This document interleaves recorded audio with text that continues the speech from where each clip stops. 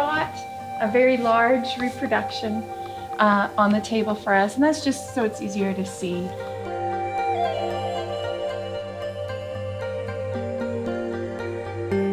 Maybe on page 1 it would tell us what these what the colors mean, but they seem to be indicating maybe a purpose.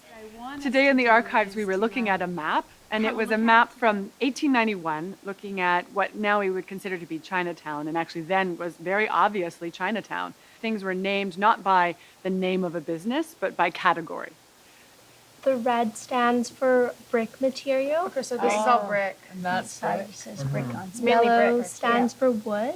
These little Circles with a dot means private hydrant, and open. Well, we circles. discovered that the purpose of the map had to do with fire insurance. The fire insurance companies were looking to see what the different building materials were, what the purposes were, and then access and fire hydrants to determine insurance values.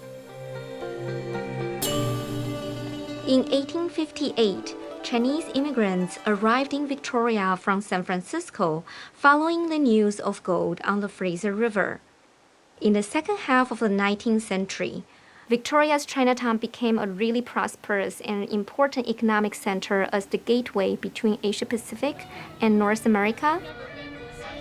So we're standing right here in front of a building that is labeled as Chinese Cigar Factory. It's a brick structure. It shows there are two.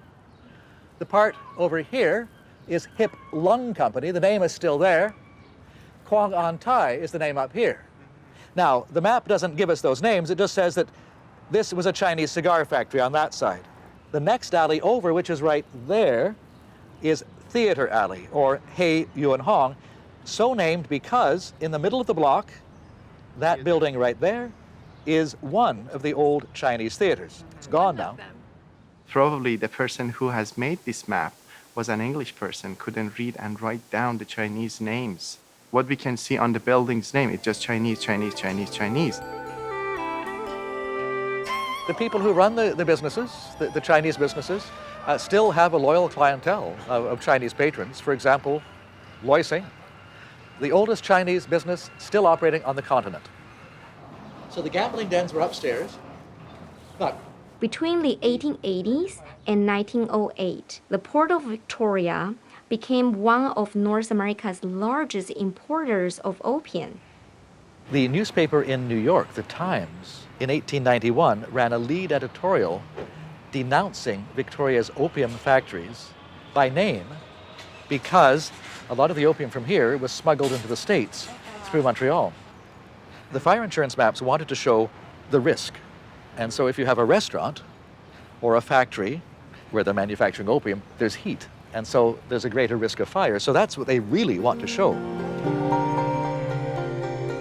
When I need to have a feeling of home and my culture, I come to Chinatown here in Victoria, and I park my car and I walk up and down every street and I go into every store because I want to hear the sounds and the smells of the store itself has a different feeling to it, and the buzz of the people within the stores, because you can hear them talking. It's Chinese New Year's, for instance. It's so exciting.